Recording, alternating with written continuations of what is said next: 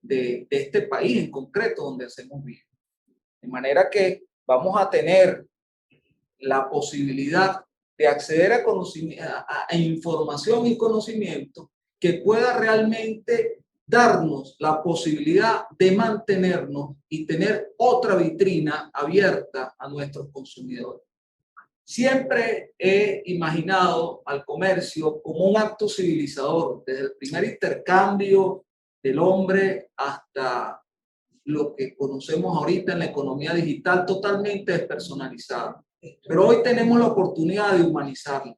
El comerciante siempre ha tenido la responsabilidad de asesorar a sus clientes, de darles la mejor opción y de que su dinero se transforme no solo en el servicio que necesita o en el bien que necesita, sino que se establezca una relación de personas que sea un crecer. Es así pues que a través de este comercio electrónico nosotros podemos reemplazar a tanta gente que habla como influenciadores, como en las redes sociales, para que sea el comerciante quien conoce a su cliente, que lo atienda y no pierda esa humanidad. Ese intercambio equivalente que se establece entre el comerciante, el prestador de servicio y su cliente, puede ser mantenida esa humanidad en un comercio electrónico. Demos pues entonces entrada a nuestros especialistas, quienes nos hablarán de esto y nos presentarán las opciones que tengamos a bien tomar para permanecer y prevalecer con humanidad, con civilización en un comercio digital.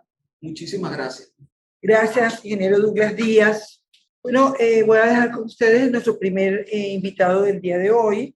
Él es el licenciado José Ignacio Guarino, es experto en marketing financiero, es graduado en Administración de Empresas en la UCAD, tiene un magíster de Administración de Empresas, mención Gerencia de Finanzas, en Administración de Empresas, mención Gerencia de Marketing, y un destacado profesional de la carrera de Banca, Seguros, Mercado de Valores y Marketing Financiero. Con ustedes, José Ignacio Guarino Martínez. Adelante. Bueno, muchas gracias. En primer lugar a la organización, al gremio, Consecomercio. Gracias, Josefina. Gracias, ingeniero Capozzolo. Gracias, ingeniero Douglas. Y bueno, por supuesto, todos los asistentes. El tema de la economía digital lo veíamos como algo muy lejano y se sigue viendo como algo muy lejano y poco contextualizado en muchas partes del mundo. De hecho, con lo primero que nosotros tenemos que comenzar cuando hablamos de comercio electrónico es con una frase muy poderosa: aprender a desaprender o aprender a aprender. Porque siempre nos quedamos con eso de que hay dos mensajes negativos. Esto es altísimamente informal, como bien lo mencionaba el ingeniero Douglas, de cómo hacer para que esto se vea y esté dentro de la formalidad. Y otra cosa, esto es única y exclusivamente para gente joven, los millennials, la generación Z. No, esto es para todos. Y el COVID nos demostró que ese futuro del que nos venían hablando en las organizaciones no es mañana. El futuro nos tocó la puerta el 11 de marzo del 2019, por lo menos en Venezuela, del 2020, perdón, en Venezuela, el 13 de marzo, cuando se decreta formalmente pandemia en Venezuela. Y hay temas extremadamente importantes para contextualizar, que es la economía, los componentes de la economía digital. Está la infraestructura, que es el hardware, es decir, los computadores, los software, algo muy importante que nunca cambiará, en mi humilde opinión, que es el capital humano, que son cada uno de ustedes y los integrantes de sus comercios, de sus empresas. Y esta división se puede volver mucho más, y bueno, obviamente el e-business, es decir, la tecnología digital que influye, y después el e-commerce, y esta división puede ir abriéndose mucho más a medida que somos más específicos. Pero también es importante conocer cuáles son los modelos de negocios dentro de la economía digital. Y obviamente la economía digital, como bien lo dijo el ingeniero Douglas, desde 1990 se dice que comenzó el tema de economía digital con el Internet, los negocios del Internet. Después en el año 2000 un poco más con esa burbuja financiera que también estalló, que eran las .com, que llegaron a hacer y formar unos precios de unas empresas inexistentes en lo tangible, una burbuja financiera en los mercados de valores internacionales. Entonces, la economía digital se está inmiscuyendo o está entrando dentro de lo que son los modelos de negocios tradicionales, pero no es que los van a eliminar, no, todo lo contrario. Los modelos de negocios tradicionales tienen que tratar para sobrevivir de enmarcarse o entrar en esta onda de la economía digital.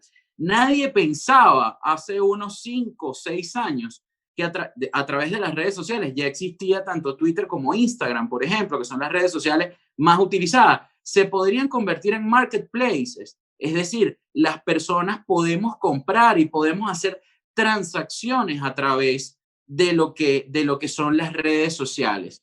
Estamos escuchando muchos modelos de negocio, como por ejemplo el modelo P2P, es decir, vamos a hablarlo en español, que es mucho más sencillo y agradable, person to person, o B2B, es decir, business business, negocio con negocio, o B2C, negocio con cliente. Y cada vez esto se va a ir expandiendo muchísimo más, porque así lo está pidiendo y lo estamos llevando nosotros en la economía digital. Hay algo muy importante, y gracias por este espacio que nos ha dado Consecomercio para hablar de este tema tan interesante, de abrirnos esta ventana, de comenzar como un aprendiz, porque eso de experto no me gusta mucho sobre el tema de la economía digital ni nada de la economía, por qué y para qué. Y quería llegar a esto. La economía es una ciencia social, por ende no es una ciencia exacta. Y es una ciencia social, por ende depende del comportamiento de nosotros, los seres humanos. ¿Cómo son esas relaciones que se dan o esas emociones que se mueven que ayudan a dinamizar o ayudan incluso a desechar los modelos de la economía digital y lo que está pasando en la economía digital? Nosotros ahorita conocemos como economía digital el comercio electrónico, los sistemas o los servicios de pago, las TICs, las tecnologías de la información, la publicidad online, lo que es el cloud computing, que es colocar en la nube información, las plataformas tan importantes para continuar con los procesos de aprendizaje. Y eso está dentro de la economía digital. Pero fíjense que dentro de los procesos de e-learning que ya venían, muchas empresas transnacionales tenían esto ya muy adelantado. Confieso que yo trabajé en una empresa transnacional en el año 2007, hace ya algún tiempo, y nuestros módulos de formación continua no era que nos llevaban un formador, un facilitador a las oficinas. No. Nuestra empresa, que era Wyeth en aquel momento, laboratorio farmacéutico después absorbido por Pfizer, teníamos módulos e-learning que teníamos que hacer de manera o semanal, o mensual, o trimestral, o semestral, o anual. Pero ahora vamos un poco a la aplicación de esto, a llevarlo a lo tangible. Hay algo muy importante que nos ha demostrado el COVID y lo que es la economía digital, que para sobrevivir tenemos que estar claro que tenemos que ser y hacer una economía colaborativa. Tiene que seguir existiendo la competencia, pero entender que nuestro competidor en algún momento puede ser nuestro colaborador dentro de las cadenas de valor y dentro de los stakeholders que participan dentro de lo que es el ecosistema tanto. Y no podemos divorciar la economía real de la economía digital, porque la economía digital termina siendo, digámoslo en este momento, el gran apoyo de lo que es la economía real. ¿Y por qué? Fíjense qué sucedió o qué ha venido sucediendo desde que se decretó la pandemia mundialmente. Las FAN, las empresas tecnológicas, son las que han venido sosteniendo los mercados de valores. Facebook, Google, Amazon, y cómo han incrementado esas empresas la contratación de personas para satisfacer las necesidades que están siendo canalizadas a través de estos modelos de negocios de economía digital. Hay algo muy importante. Las corporaciones tienen una cultura corporativa y tal es así que empresas como Google en este momento manifestaron, bueno, con el ritmo de vacunación que estamos teniendo ya en los países donde estamos presentes y generales, en septiembre estamos en las oficinas y a Google se le acaba de presentar un grandísimo problema. Mucho de su capital humano altísimamente preparado le dijeron, si vamos a eso, renunciamos. Nosotros no queremos regresar a las oficinas. ¿Y por qué? Porque ya estamos en la era del trabajo híbrido. Estamos en la era de las nuevas formas de trabajar, por ende, de hacer negocios. 72% de las empresas, dicen sus CEOs, sus cabezas, tienen un grave problema en este momento también con el tema de la economía digital y es el trabajo asincrónico. Hay una desconexión. ¿Y por qué? Porque no se machean las personas por todavía lo que existe de la cultura organizacional antes del COVID, pre-COVID, de yo iba a la oficina. ¿Por qué el COVID ha sido tan complicado y económicamente todavía no se sabe los efectos que van a tener? Porque también la economía tiene un componente altísimamente importante que es el componente conductual, la economía conductual. Entonces, la economía ya no la podemos ver solamente como la economía con esos modelos matemáticos, econométricos, tratando de llevarla a ser una ciencia exacta predictiva. No puede ser así porque la economía conductual está tomando un papel o un rol muy importante sobre eso y sobre las decisiones de los agentes económicos.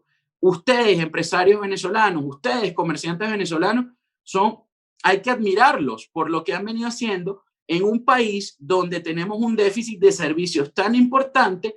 ¿Cómo adentrarnos en la economía digital si no sabemos cuándo, dónde vamos a tener acceso a servicio eléctrico o a un servicio de internet? Algo impresionante que sucedió la semana pasada en Shanghái, sí, en China, de donde dicen que viene este virus que ha afectado y cambió la historia por lo menos de los próximos 100 años.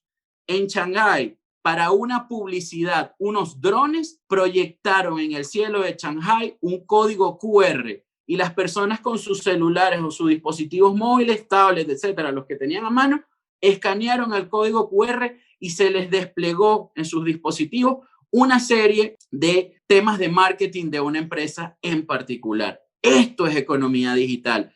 Otro ejemplo de la economía digital, las personas que en algunos rincones del mundo y en pandemia en Venezuela también, en algunos sitios cuando hay semana de flexibilización, los restaurantes que ya no nos despliegan o nos entregan esa carta o ese menú que nosotros estábamos acostumbrados, sino que simple y llanamente nos dan una pequeña tarjeta con un código QR para escanearlo con nuestro dispositivo y ahí se abre el menú. O las tarjetas de presentación de todos y cada uno de nosotros, que se convertía generalmente en un gasto porque uno entregaba una tarjeta de presentación y se perdía porque la botaban generalmente. Ahora no. Ahora simplemente yo envío mi tarjeta de contacto o envío un código QR al otro dispositivo y ahí están todos mis datos, incluso mis redes sociales.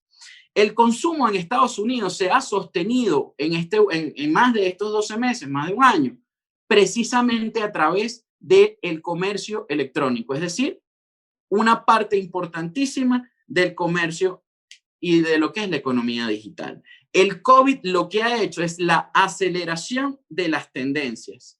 ¿Cuál es? La virtualización de las relaciones. Esto es algo muy importante. Y en países como Venezuela o Iberoamérica, donde somos tan kinestésicos, somos seres sociales que necesitamos interacción, por eso es que está costando tanto el tema de la economía digital, incluso la economía naranja, que son temas que van atados a esto. Vean el poder y hasta dónde están llegando los temas de economía digital, que hoy día todas nuestras transacciones en el ámbito financiero son a través de nuestros dispositivos, bien sea celulares, computadores, e incluso la desmaterialización de todo lo que estamos haciendo, por lo menos en los mercados bursátiles.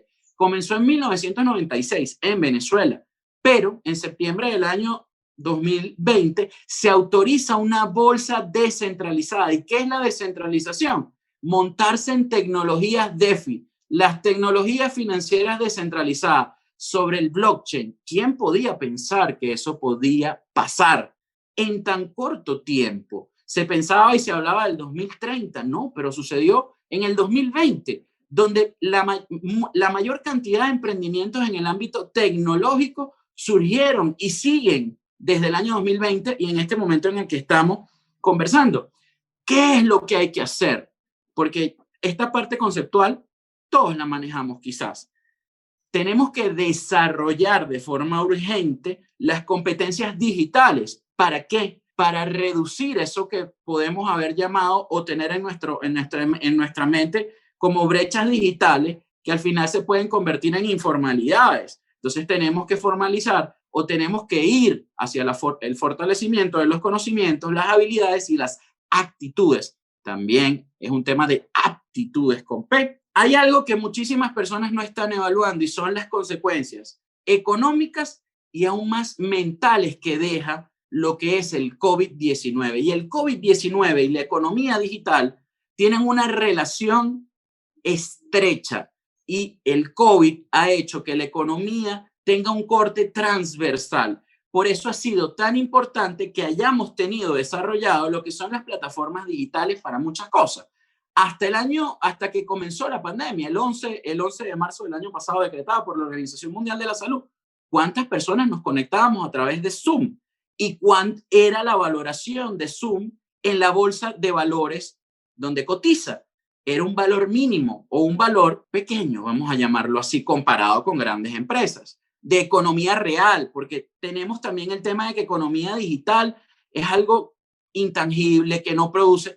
Damas y caballeros, Amazon, que es una de las empresas más grandes del mundo en su capitalización bursátil, ya es trillonaria la capitalización bursátil, que es la cantidad de acciones en circulación por su precio, prácticamente no tiene activos tangibles y es una de las empresas que más produce dinero en el mundo. Y esto forma parte de este nuevo ecosistema de la economía digital. Y Amazon es una de las empresas que está en este momento contratando y dando empleo formal a mayores personas. Porque hay un dato muy importante que salió en el 2020 de la OIT con los países disponibles que tenían pública la data, y es el alto nivel de informalidad laboral en América Latina particularmente. Me sorprendió que Bolivia encabezara esto con un 84.9% de índice de informalidad laboral. En Venezuela, pues, podemos intuir quizás que esté en estos niveles o quizás hasta superior. Algo muy importante para ir cerrando, porque creo que ya me estoy acercando al final del tiempo, es el tema de la gobernanza tecnológica. Esto tiene que ver con qué están haciendo los ejecutivos o los gobiernos de cada país para adentrarnos en estas nuevas formas. Se habla incluso ya en este momento que gobiernos de los países nórdicos de Europa están entrando a lo que es montar todo el gobierno en el blockchain, en la tecnología de bloque. ¿Para qué? Precisamente para hacer menos burocráticos los procesos, para que los procesos incluso sean más eficientes y más eficaces, lo que se traduce en menos gastos para los estados. Esto me parece súper importante. ¿Y cómo hacer para entrar? Damas y caballeros, y con esto finalizo, tenemos que romper nuestros falsos paradigmas y nuestras trampas mentales, porque todos y cada uno de ustedes están en un entorno de economía digital. Por lo tanto, no se queden con ese chip de que esto es únicamente para jóvenes o esto es algo completamente informal. El profesor que viene después de esta ponencia les va a dar una muestra de cómo hay ya proyectos y cómo hay más allá de proyectos. Hay propuestas para terminar de formalizar estos temas, el tema de la factura digital. Y en Venezuela en este momento ya se está discutiendo una ley de economía digital, porque es el presente, ni siquiera el futuro. Y entonces tiene que estar normado para todo, para lo que son las relaciones laborales, para lo que son las relaciones y operaciones financieras. Todo el marco regulatorio en Venezuela y en cualquier parte del mundo está yendo hacia eso, hacia la formalización de la economía digital, que es algo que quizás no vemos, pero lo cual vivimos y sentimos. Muchísimas gracias, de verdad. ¿Alguna pregunta? Héctor Orochena, nuestro segundo invitado, viene un ciclo de preguntas y respuestas. Gracias, José Ignacio, perdón. Gracias Bueno, a ti, Josefina. Agradecidísimo. Los comentarios son excelentes. Por favor, pedimos a la audiencia esperar el momento para arrancar el ciclo de preguntas y respuestas. Vamos con nuestro segundo ponente del día de hoy. Él es el licenciado Héctor Orochena. Él es CEO de Servitributos y además es licenciado en Ciencias Fiscales de la Escuela Nacional de Hacienda de Venezuela. Tiene una especialización en la Agencia Tributaria Española de Cooperación, en prevención de lavado de dinero, inteligencia tributaria y control fiscal. Esto por la CIAT en Francia, experto en administración de recursos y gestión tributaria del Ministerio de Finanzas de Italia, y también un tratado en regímenes tributarios para pymes en la Escuela de Altos Estudios Tributarios de España. Bueno, como verán, Héctor Orochena es un destacado especialista del área de tributos. Con ustedes, Héctor Orochena. Buenos días, Josefina, muchísimas gracias. Gracias, José Ignacio Guarino, gracias, Felipe Capociolo, por la oportunidad de conversar un poco sobre el tema de la tributación en la economía digital. Sin duda que la economía digital es la evolución, sin duda que la economía digital llegó para quedarse y de lo que todos estamos seguros es que no hay marcha atrás. La gran pregunta, el gran dilema mundial es cómo grabar la economía digital. Porque si bien es cierto, todos estos nuevos modelos de negocios están basados fundamentalmente en el uso de las plataformas tecnológicas, entonces la gran pregunta es cómo establecer un sistema tributario que permita grabar realidades completamente distintas a las que estamos acostumbrados. Digamos que en materia de gravabilidad de la economía digital, lo que hemos llamado nosotros la fiscalidad digital, una de las cosas que sí están claras es que muy pocas cosas están claras. Por un lado tenemos nuevas realidades, los ecosistemas cripto, por ejemplo, que mencionó José Ignacio Guarino, el uso de las tecnologías de información, la inteligencia artificial, como se está aplicando ya en algunos otros países. Por citar el caso de Brasil, que tiene un sistema llamado ARPIA, que usa la inteligencia artificial para efectos tributarios, y algunos otros países de América Latina también usan mecanismos para efectos de establecer baremos o generar indicadores que permitan controlar la evasión o determinar los focos de evasión tributaria en algunos segmentos. Tenemos la robótica como también otro elemento importante en el mundo de la era digital. Esas son las nuevas realidades. ¿Cuál es el reto? Romper los viejos paradigmas, las viejas reglas, o entrar en un proceso donde el sistema legal, digamos, del planeta entero se modifique, se adapte y acepte y entienda estas nuevas realidades. El primer gran paradigma que presenta el tema de la tributación digital tiene que ver con la figura esa típica de territorialidad, de establecimiento permanente, residencia, fuente, quiénes son los sujetos obligados, cuáles son los principios de disponibilidad aplicados a los tipos de rentas o al nacimiento de las obligaciones tributarias en la economía digital. Son unos grandes interrogantes que se plantean en la sociedad tributaria del mundo, porque la verdad que en esa materia todavía no nos hemos puesto de acuerdo, digamos, en cuáles serían las reglas básicas para grabar la economía digital. Ya vimos, por ejemplo, la gran disputa que hay en las grandes economías de Europa versus las grandes empresas tecnológicas, a través de una figura que se discutió mucho en su momento, que es la figura del impuesto GAFA, es decir, el acrónimo de Google, Apple, Facebook y Amazon. Y últimamente le incorporaron a Netflix como otro gran gigante tecnológico que está avanzando con fuerza en todo el mundo.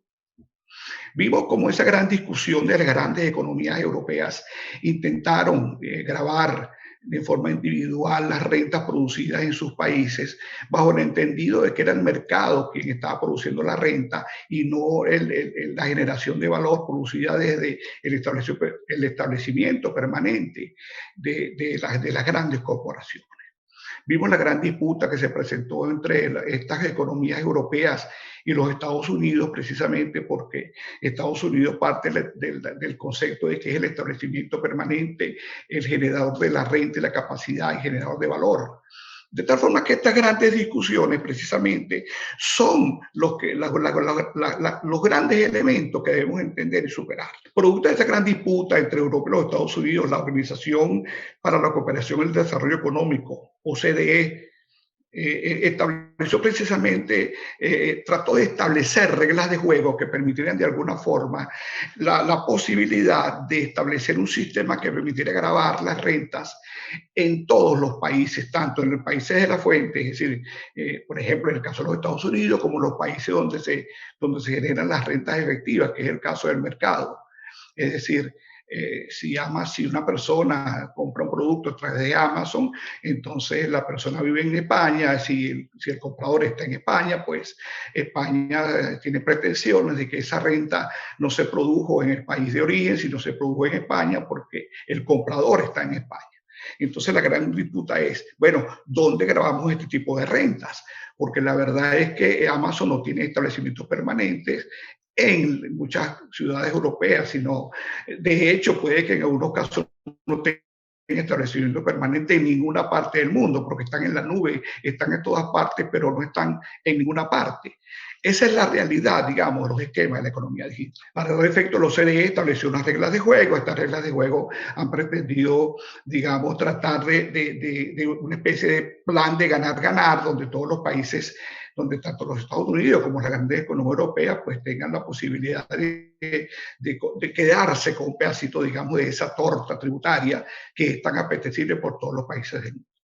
Hemos visto que se han establecido unas tasas, la famosa tasa Google, que hoy en día, digamos, está en el tapete mundial precisamente por la misma razón. Toda esta realidad era una realidad discutida desde hace algunos años. Y entonces llegó la pandemia. Llegó la pandemia, como bien mencionó José Ignacio, como bien mencionó José Ignacio, que se convirtió en un acelerador de eventos y procesos. Yo les puedo hablar desde mi experiencia. Yo comentaba hace un rato que yo estaba acabo de terminar una clase en el posgrado en una universidad vía Zoom, y yo me quedó muy mal sabor. La verdad que yo tenía muchos años retirado de la vida académica formal, y me quedó muy mal sabor porque yo no sabía si mis alumnos me estaban escuchando o no me estaban escuchando. Yo no sabía si me estaban prestando atención o no me estaban prestando atención. Entonces, esas nuevas realidades, pues, hacen necesario que nosotros como sociedad en general, pues, entendamos que la economía digital está aquí y que tenemos que aprender a adaptarnos a esas nuevas realidades. Esa pandemia, esos aceleradores de eventos y procesos, lo que produjo en el país fueron verdaderos cambios significativos en los modelos de negocios. La figura de las cuarentenas radicales, en algunos casos temporales, en otros casos intermitentes, la figura del 7x7, ese tipo de elementos que produjeron una gran traba, digamos, al desarrollo, al normal y natural desarrollo de las actividades económicas de un país, cuyo entramado comercial e industrial, pues, es muy sensible en virtud de la crisis económica que ha venido sufriendo el país en los últimos años.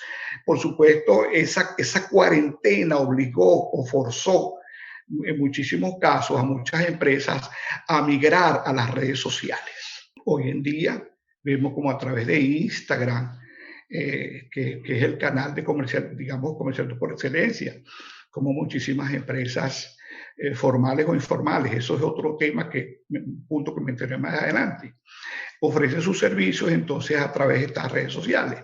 Y se vieron forzados a utilizar este mecanismo de comercialización precisamente para mantener la operatividad de sus negocios.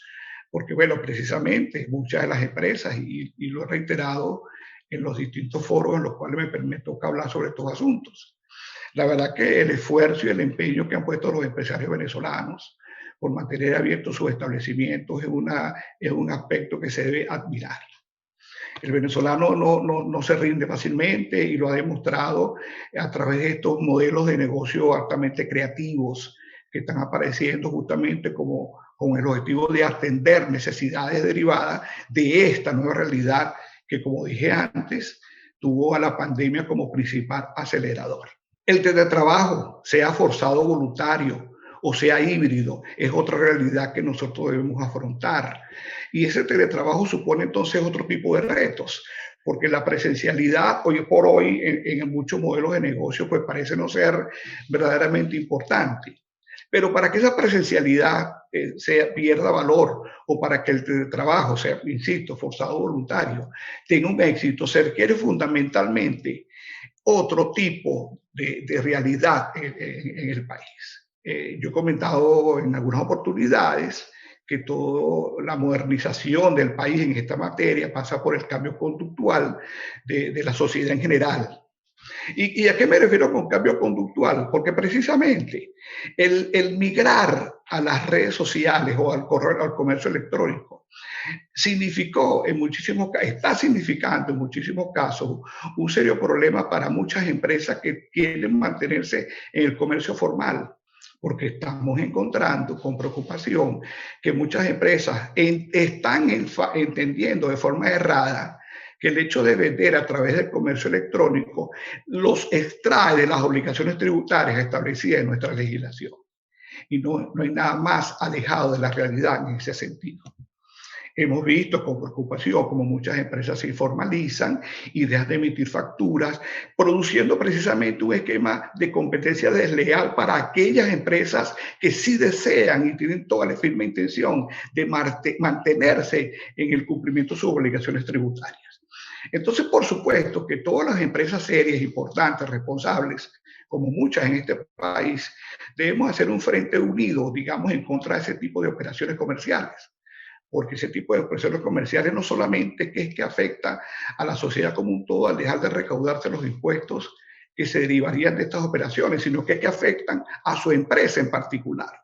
Porque usted está compitiendo con una empresa que vende a través del correo electrónico, que posiblemente no está pagando impuestos, pero usted sí recibe la visita del CENIAR, usted sí tiene que hacer su declaración semanal o mensual o quincenal, como le corresponda, según el tipo de contribuyente que usted sea. Usted sí tiene que enfrentar un reto distinto, que muchas veces que estas empresas que usan los servicios, que ofrecen sus servicios a través de la internet, pues no lo cumple. Por lo tanto, usted tiene un problema adicional que se debe resolver. Entonces, ¿cómo enfrentar la digitalización en el país, en este escenario tan adverso que estamos viviendo en Venezuela? Tenemos importantes y serios problemas de conectividad en el país. A veces hemos visto con preocupación, pues como, por ejemplo, para tratar de hacer una declaración de impuestos a través del portal CENIAR, se cae el internet, se nos va la luz, la intermitencia de los servicios eléctricos. He estado leyendo que en Venezuela han habido en los últimos días algunos bajones de luz importantes en grandes regiones del país, en grandes zonas del país, lo cual, por supuesto, nos lleva al oscurantismo que vivimos en el año 2018. De tal forma que estas realidades son las realidades con las que debemos nosotros enfrentar en la era de la digitalización en el país. Por supuesto, es necesario de parte de las administraciones tributarias, sean municipales o sean nacionales, que haya digamos, fortalecimiento de las plataformas tecnológicas, porque todos sabemos que hoy por hoy las plataformas tecnológicas de las administraciones tributarias son altamente deficientes.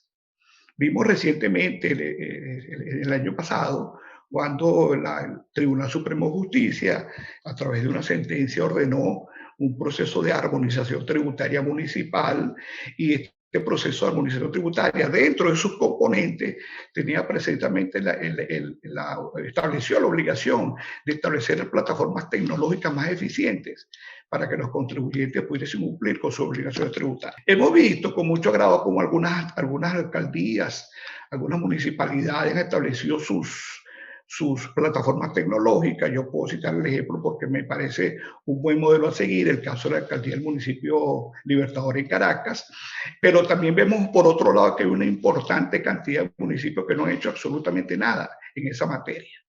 Entonces, este tipo de administraciones tributarias exigen la presencialidad del contribuyente, lo cual es precisamente contrario tanto a lo establecido en esa sentencia como a la filosofía misma de lo que es una economía digital. En el caso del CENIAR podemos citar con preocupación cuántas horas hombres no invertimos nosotros al momento de intentar presentar una declaración. ¿Cuántas veces no hemos estado cargando el dato de la declaración y cuando le damos a aceptar para declarar, inmediatamente sale una pantalla que nos dice su declaración no puede ser procesada?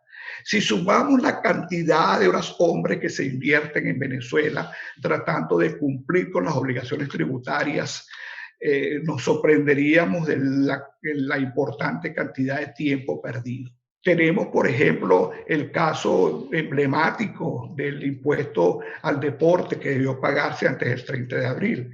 La página del impuesto al deporte fue desmontada hace 2 años.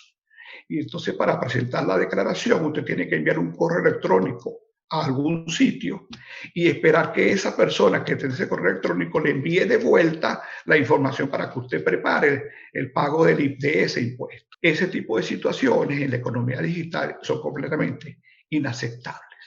Y entonces yo me pregunto precisamente, nuestro artículo 316 de la Constitución Nacional de Venezuela establece claramente que el sistema tributario debe estar basado sobre el principio de la recaudación efectiva. ¿Es realmente recaudación efectiva? ¿Están las administraciones tributarias haciendo su trabajo para que esa recaudación sea verdaderamente efectiva? En el caso de los contribuyentes especiales, que son obligados a usar única y exclusivamente la banca pública para el pago de sus impuestos, no hay forma de entender cómo en una economía digital donde la banca pública, la banca en general, la banca privada, pero en general ha hecho importantes esfuerzos en modernizar todas sus plataformas y efectivamente así lo han hecho. ¿Por qué no permitir al contribuyente especial que pague sus impuestos desde cualquier banco, sea público o privado? Es decir, ¿acaso la recaudación no estaría igualmente garantizada cuando el contribuyente, en vez de tener los fondos en su banco privado, entonces debe pasar los fondos a su banco público para poder cumplir con la obligación tributaria? Eso no tiene ningún sentido en una economía digital como la que, en una economía y en una era digital como la que estamos viviendo. Para finalizar, yo quiero concluir fundamentalmente que el tema de la economía, la tributación de la economía digital pasa fundamentalmente por la actualización y la armonización de la legislación tributaria venezolana. Y esa actualización y armonización de la legislación tributaria venezolana debe ser lo suficientemente robusta para evitar que los procesos tecnológicos que aplican las administraciones tributarias sean contrarios a esos fundamentos legales establecidos. Como lo vemos actualmente en Venezuela, hemos observado con preocupación cómo hacemos declaraciones a través de algunos portales tributarios y observamos que los portales tienen algoritmos o establecen obligaciones que son contrarias a las establecidas en nuestra legislación. El gran reto, en mi opinión, comienza precisamente por la actualización y la armonización de la legislación tributaria venezolana. Muchísimas gracias por su tiempo. Agradecidos. Bueno, abrimos el ciclo de preguntas y respuestas. Hasta ahora pareciera que todo está muy claro, puesto que solamente hemos recibido excelentes comentarios de nuestro consejero permanente, José Antonio Gil Yepes, agradecido por Consecomercio por la novedad del tema. Aquí excelentes intervenciones de los ponentes y gracias a Consecomercio por brindarnos esta excelente oportunidad en la que ponemos el diseño de soluciones integrales en telecomunicaciones y tecnología. Una empresa aquí, una empresa del área de PYME, nos dice pues que que es digital, decimos el mundo se hizo digital y lo digital es digital.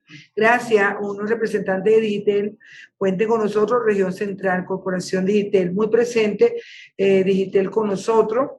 Excelente ponencia, nos habla Carlos Noesling, Edinson Perdomo, Yoniray Gil, excelente participación de José Ignacio Guarino, en fin, por aquí vamos. Hasta ahora Juan Pablo de Zoom, sí, nos preguntan si vamos a colocar, vamos colocando las videoconferencias toda la semana. Hemos tenido 5 semanas intensas, toda la semana para responder y satisfacer un poco, como así nos lo han demostrado las encuestas. Cada vez que venimos con una conexión empresarial, inmediatamente enviamos a quienes participan una encuesta para conocer cómo poder apuntar y satisfacer pues sus inquietudes desde Consecomercio con la visión de la actual directiva, con la visión del compromiso gremial.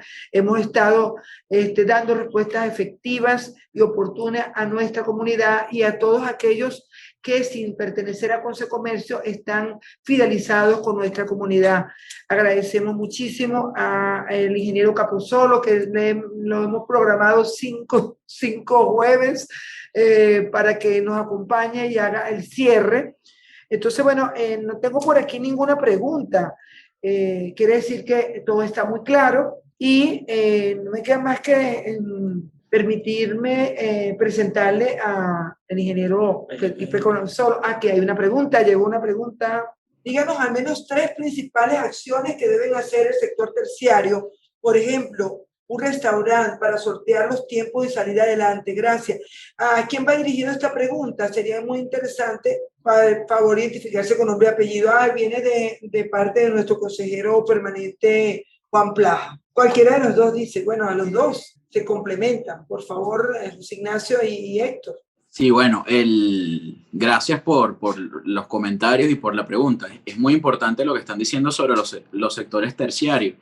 Y de hecho, la única forma e incluso durante los meses más fuertes de cuarentena en Venezuela para los restaurantes fue el tema delivery, comprender que esos nuevos modelos de negocios que se van generando y que están montados precisamente sobre economía digital para poder hacer los pedidos y que estos se macheen con lo que es el delivery como tal, pues yo creo que tiene que ir hacia esa plataforma y tiene que migrar hacia ese tipo de ideas sin dejar de lado el tema presencial, porque creo que la Cámara de Restaurantes lo ha dicho en Venezuela, cuánto ha sido la merma que se ha producido por no tener a los comensales o los cubiertos en cada uno de esos restaurantes. Sin embargo, como lo dijo el profe y como lo dijimos hace mucho rato, el tema de la curva emocional del cambio, el tema de la cultura corporativa, tiene que llevarnos a inventar, a aprender a desaprender qué vamos a hacer en los sectores terciarios, porque también nos está pasando en múltiples sectores donde el contacto con el público es clave. Por ejemplo, todavía hay sectores como el bursátil, donde las personas no se acostumbran a que no pueden ir a la casa de bolsa o no deben ir a la casa de bolsa para ser atendidos. Todavía esos match no se dan. En sectores como la producción de alimentos, la distribución de alimentos terminados, es complicado, pero hay que buscar esas formas. Igualmente en el sector turístico, igualmente en esos sectores donde la presencialidad es clave, hay que buscar las formas de cómo planificar y con el uso de las tecnologías también para que eso no frene, porque el sector turístico en Venezuela es clave para repotenciar o reacomodar la economía, según mi humilde opinión, dentro de un nuevo modelo económico o la actualización de un modelo económico. Sí, yo podría decir que en el sector terciario de la economía, sin duda, que la salida, digamos, que han usado muchos empresarios, muchos comerciantes, es el comercio electrónico. Los acuerdos con las empresas de delivery han resultado extremadamente exitosos, donde no solamente la calidad del producto entregado, sino la oportunidad del producto entregado ha sido la clave. Desde la óptica tributaria, el sector restaurante tiene digamos, un importante reto a vencer, que es el tema del uso de la máquina fiscal. Nuestra legislación tributaria obliga al sector terciario al uso de la máquina fiscal y en este sentido tenemos una importante limitación, porque desde el año pasado, desde la entrada en vigencia de la llamada Providencia 141, que se estableció la obligación de migrar, digamos, lo que hemos llamado la tercera generación de máquinas fiscales, hemos observado con preocupación pues que la migración a esta tercera generación no ha sido pues del todo eficiente o del todo efectiva. Esta nueva máquina fiscal, como ustedes perfectamente saben, tiene la particularidad que tiene un supuesto dispositivo, tienen un dispositivo que supuestamente envía la información a la administración tributaria al final de la tarde, a un llamado repositorio de facturas electrónicas. Y en este sentido, por supuesto, yo quiero llamar la atención y hacer un comentario adicional sobre precisamente la propuesta que hemos estado leyendo de parte del diputado Jesús Farías, y ayer leí una nota de prensa de parte de otro diputado de la Asamblea Nacional cuando plantearon la posibilidad de establecer en Venezuela el mecanismo de la factura electrónica. Yo creo que Venezuela debe repensar muy bien esa idea porque nosotros estamos muy lejos de implantar la factura electrónica en Venezuela con los severísimos y graves problemas que tenemos de conectividad, de servicios eléctricos y de la robustez de la plataforma tecnológica de la administración tributaria. Nosotros todavía, por ejemplo, volviendo al caso de los restaurantes, hemos observado que el problema del Internet hace que las máquinas fiscales, cuando hacen su cierre al final de la tarde, no disparan la información al CENIAT, y hemos visto con preocupación cómo en estos procesos de verificación de deberes formales que aplica la administración tributaria en este tipo de sectores, existe la pretensión de sancionar al contribuyente por no haber transmitido la información, cuando eso no depende exclusivamente de él, sino depende de un aparato tecnológico sobre el cual no tiene ningún control. En ese sentido, pues yo a este sector, la primera recomendación tributaria que les puedo dar es que cuiden el detalle de la conectividad de su máquina fiscal para que eviten sanciones innecesarias. Luego de preguntas y respuestas, entonces sin más, dejo con ustedes. Josefina, ¿sí? Josefina, aquí hay una pregunta que yo quisiera responder, si me lo permites. Sí, cómo no. Muy breve, porque ya vamos muy bien en el tiempo, pero vamos... Con gusto, con gusto. Rocío Monte pregunta, en función del anuncio de las leyes de comercio electrónico, ¿qué se espera en cuanto a las facturas digitales y aspectos tributarios? Yo quiero hacer una diferenciación entre lo que se conoce como factura electrónica y lo que debemos entender como factura digital. La factura electrónica, que es el impulso que le está dando el gobierno a este sistema, es el conjunto de políticas, leyes, mecanismos y procedimientos montados sobre la base de la tecnología. Eso es lo que se conoce como factura electrónica. Un concepto muy simple. La factura digital, como hemos venido entendiendo, la diferencia es que la factura digital es una imagen. Por ejemplo, cuando ustedes reciben la factura por los servicios de telefonía o por los servicios del Corpoelec, ustedes reciben una factura por correo. Ustedes reciben simplemente una imagen. Esa imagen es lo que se conoce como factura digital y es lo que nosotros hemos venido llamando la desmaterialización de la factura. Yo sí creo que un primer paso podría ser en Venezuela implementar un mecanismo de desmaterialización de la factura que llamemos factura digital, pero que entendamos muy bien que una cosa es una factura digital y otra completamente distinta es una factura electrónica. Felipe Capozolo, ingeniero y empresario del sector de la restauración y la hostelería. Adelante. Bueno, muy buenos días a todos. Bastante complacido de estar nuevamente aquí con ustedes en este evento que se está haciendo una bonita costumbre en Consecomercio. Pero todo sea por dar el aporte necesario para que podamos adaptarnos a estos nuevos tiempos tan complicados. Nuevamente agradeciendo a José Ignacio y a Héctor por su valiosa participación y a todos los asistentes. Igualmente a los patrocinantes, ya que sin ellos no sería posible pues llevar adelante este tipo de actividades en pro del crecimiento del comercio nacional. A lo largo de los últimos años siempre me han escuchado decir que el servicio es el futuro, que el servicio va a imponerse inclusive sobre el comercio tradicional y que de manera bastante rápida se está imponiendo inclusive sobre los procesos tradicionalmente industriales, que el servicio es una manera de ver toda la actividad privada como un todo y como el gran resumen de lo que debe ser la sumatoria de los esfuerzos para poder satisfacer de bienes y servicios a la sociedad. Pero ¿cómo se está dando servicio hoy en día en Venezuela?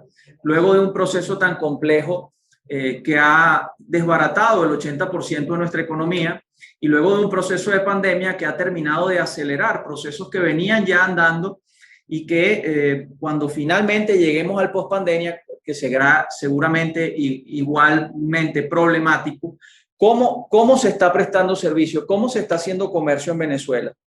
Pues bien, hoy en día en cualquier oficina de Caracas, que a lo mejor podía tener, por ejemplo, unos 15 o 20 empleados, en este momento estaban asistiendo 1 o 2 empleados, porque sencillamente el vendedor ya no asiste a la oficina porque trabaja desde su casa.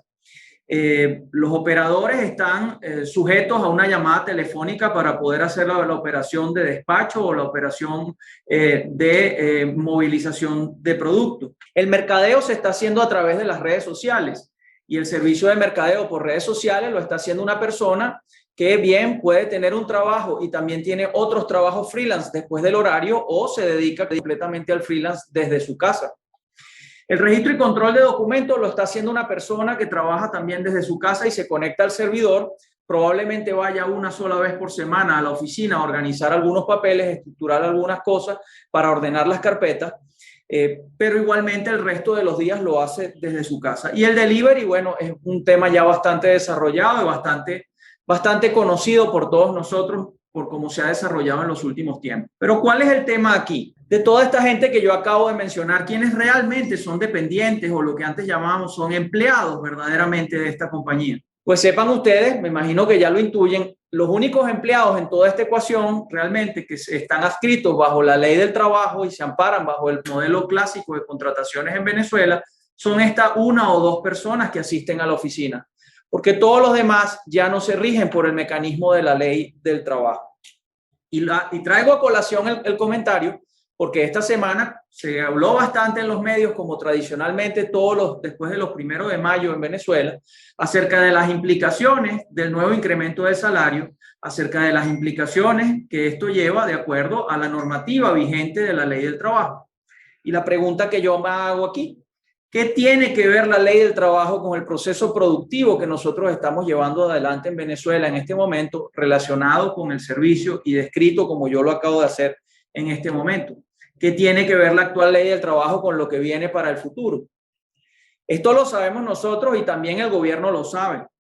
También el gobierno sabe que la sabiduría popular se impone siempre, inclusive de una manera más contundente que la abstracción técnica o las leyes o los preceptos que estén ya establecidos. Y la gente sabe que para poder llevar adelante un sistema como este y en total carencia de los sistemas y en total carencia de todos los mecanismos que permiten desmaterializar los procesos presenciales, entre ellos la factura, que dicho sea de paso, es el único motivo, tanto recibir facturas como imprimir facturas, entregar facturas y velar que el servidor esté activo, es el único motivo por el cual probablemente esos 2 empleados estén yendo todavía a la oficina. Una oficina que ya no necesita tener tanto espacio, con lo cual también va a impactar el mercado inmobiliario próximamente. Y como les dije, ya todos lo sabemos y lo sabe el gobierno también. Pero entonces la sabiduría popular se impone y dice, bueno, no hay los medios para desmaterializar, no hay el marco legal para desmaterializar. Entonces todos nos vamos absolutamente a la informalidad, no solamente desde el punto de vista de la ley del trabajo, sino también desde el punto de vista de la tributación. Aquí, antes de desmaterializar la factura, que es lo que ha pedido Consecomercio desde abril del año 2020, la gente ha preferido sencillamente no hacer factura. La gente ha preferido sencillamente irse al campo de la informalidad. Y cuando tú analizas los resultados que hemos tenido después de la pandemia en la información que te ofrecen 9 de cada 10 empresas que confiesan que han sido afectadas por la pandemia, de esas 9 empresas, 3 te dicen que se han ido al campo de la informalidad para no cerrar. Y en el campo de la informalidad, sumado con todos estos esfuerzos y todos estos involucrados, lo último que aparece es la factura. Por lo tanto, al no haber factura, no hay tributación, hay menos gente para sostener al Estado, porque creo que ya todos sabemos que Venezuela no es un país que vive del Estado, sino un país que ahora también tiene que sostener al Estado. Pero somos cada vez menos los que tenemos que sostener al Estado. Somos cada vez menos los que tenemos que llevar una carga más fuerte para poder avanzar en nuestros objetivos de nación. Los gobiernos municipales también están de alguna manera en el sentido equivocado de la ecuación, porque están tratando de amoldar una armonización tributaria que está hecha para sistemas que en este momento no se están desarrollando, para una realidad que no va a volver. Y es aquí donde yo vuelvo a decir, el servicio es el futuro, pero el servicio va a ser el futuro no con las realidades del pasado. El servicio va a ser el futuro precisamente con las realidades y los esquemas del futuro.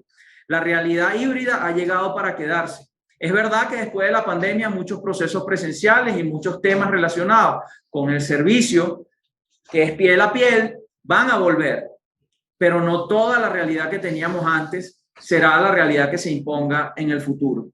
No todo lo que hacíamos antes se volverá a hacer de la misma manera en el futuro. Y el futuro avanza de una manera muy rápida, el futuro está llegando de una manera muy inmediata. Es por eso que yo quiero llamarlos a todos a romper el molde, porque tenemos nuevos tiempos, a romper el molde porque el país está cambiando. Todo lo malo que estamos viviendo va a pasar, porque al final el comerciante, como lo ha hecho desde el inicio de la humanidad, se las va a ingeniar para llevar el barco a puerto y va a buscar siempre la distancia más corta entre los puntos, va a buscar siempre la manera más expedita y más eficiente de hacerlo. Todo lo malo va a pasar, la pandemia va a pasar y vamos a salir adelante. Vamos a salir adelante en pro de una Venezuela mejor, pero no podemos desestimar que esa Venezuela mejor tiene otras realidades y tiene otros mecanismos. Así que avancemos con fuerza hacia esa Venezuela digital, avancemos con fuerza hacia esa Venezuela que aplica mecanismos, procesos y procedimientos mucho más eficientes, porque precisamente están en el mundo virtual, el mundo desmaterializado. Hago un comentario de coletilla adicional sobre un comentario que hizo Héctor, sobre el cual estoy bastante de acuerdo. En este momento se está discutiendo una ley de comercio electrónico en la Asamblea Nacional, y yo veo con particular atención y creo estar sobre lo cierto en que si se va a tomar el camino de una solución centralizada, como pudiera ser el viejo proyecto de factura electrónica, donde había que transmitir datos a un ente central, o donde había que acudir a un ente central para poder generar una factura electrónica, no veo que podamos alcanzar ese futuro eficiente de la manera más rápida. Veo más bien muchos tropiezos y veo inclusive una posibilidad alta de fracaso. Debemos mirar cómo lo están haciendo otros países. Otros países permiten que cada empresa resuelva su situación y resuelva el problema de cómo va a emitir una factura desmaterializada. Lo importante aquí no es garantizar la impresión de la factura en digital. Lo importante aquí es garantizar el acceso a los entes de regulación, a los mecanismos que desarrolla la empresa y a los mecanismos administrativos que desarrolla la empresa, que dicho sea de paso también van a estar en la nube y que no van a requerir del Estado venezolano ningún tipo de inversión que no sea tener un ente fiscalizador que sencillamente acceda a una solución técnica que está desarrollando la empresa. Yo entiendo que estos son temas difíciles, yo entiendo que estos son temas a los cuales no estábamos acostumbrados, pero lamentablemente el resto de los países en el mundo ya tienen mucho tiempo andando en eso y nosotros no podemos permitirnos seguir perdiendo el tiempo. Nosotros no podemos permitirnos seguir abriendo la brecha tecnológica que nos separa del mundo. Debemos tomar conciencia sobre esto y avanzar de la manera más rápida y decidida, porque todos ustedes saben que no va a sobrevivir el que tenga la mayor fuerza o el que todavía le queden fuerzas después de este proceso de pandemia. Va a sobrevivir el que más rápido logre adaptarse a estas nuevas realidades. Así que vamos a adaptarnos, vamos a aplicar lo mejor de nosotros mismos y hagamos de la inteligencia comercial y de la inteligencia de servicio una herramienta que definitivamente nos impulse primeramente a salvar a nuestras empresas y luego a conseguir el éxito que nos merecemos después de tantas dificultades. Avancemos hacia la prosperidad, avancemos hacia el futuro. Muchísimas gracias. Gracias, excelente. Bueno, con ustedes, mensajes de nuestros patrocinantes y como siempre continúen con nosotros a través del Plan 51 y nos estamos viendo. Gracias. Estancione su confianza en nuestras manos. Digitel, vívelo todo.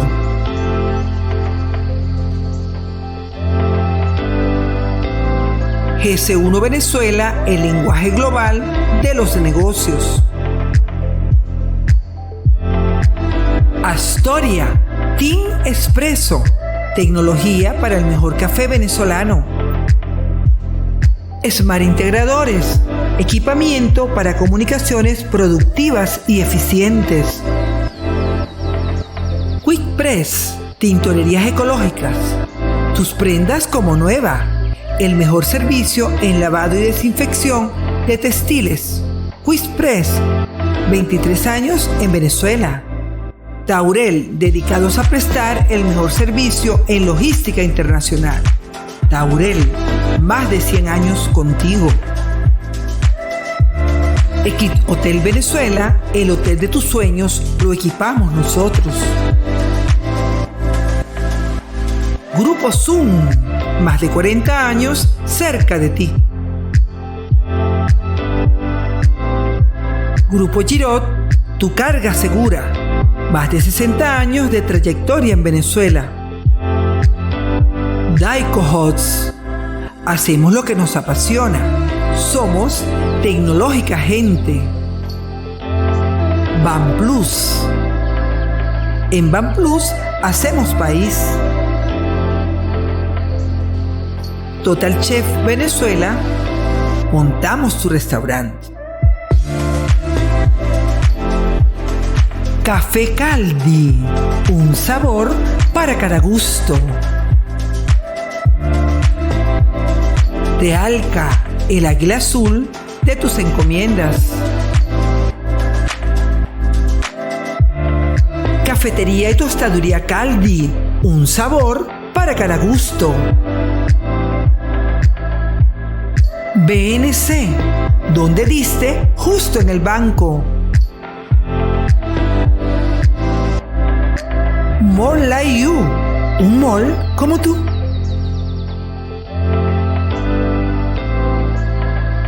Ruta You, delivery, traslados y asistencia vial. Bigot, 100 años de acción inspiradora.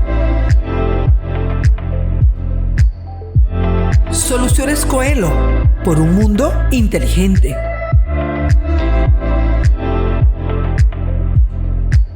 Génica, alimentamos tu vida.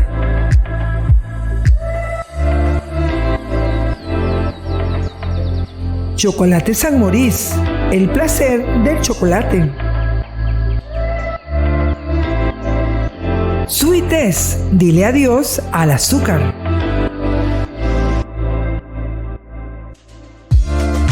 Ron Añejo Veroes, momentos mejores, momentos Veroes.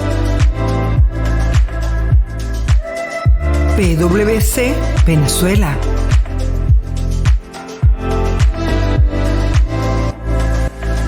Gastrobar y Posada La Zapuara redefinen forma de vida. Yaracuy puede. Semilla, siembra certificada. Quimicao, químicos para tu bienestar. Descubre lo inesperado. Santa Teresa, 1796. Dilo ya. Estrategias y comunicación para eventos exitosos. Montalbán, azúcar refinada, la más blanca y natural. Explosión Creativa, la plataforma comunicacional de las buenas ideas, el conocimiento y los negocios. Aries Producciones.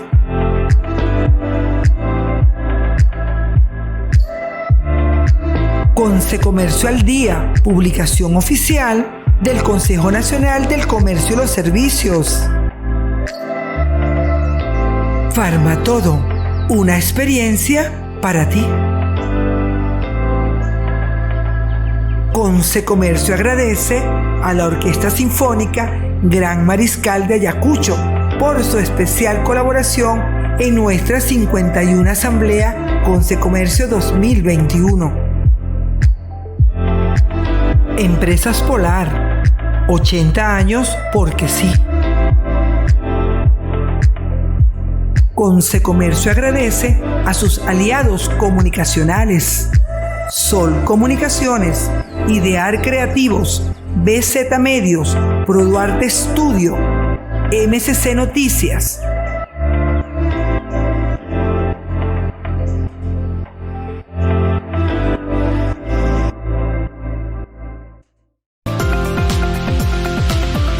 Consecomercio crea espacios efectivos tanto presenciales como en streaming, donde encontrarás los más importantes y representativos actores de la cadena productiva nacional e internacional. Trabajamos constantemente para brindar herramientas a pequeños y medianos empresarios. Somos líderes en el diseño de eventos innovadores. Impulsamos el conocimiento, el liderazgo y la libre empresa. Nuestra propuesta es innovación, pensada en patrocinantes que exigen la mejor oferta de valor, relación precio-calidad y máximo retorno de su inversión, concretado en relaciones efectivas para posicionarse en el mercado. No pierdas tiempo, vive la experiencia de nuestra conexión empresarial, el showroom de marcas venezolanas y nuestra rueda de negocios.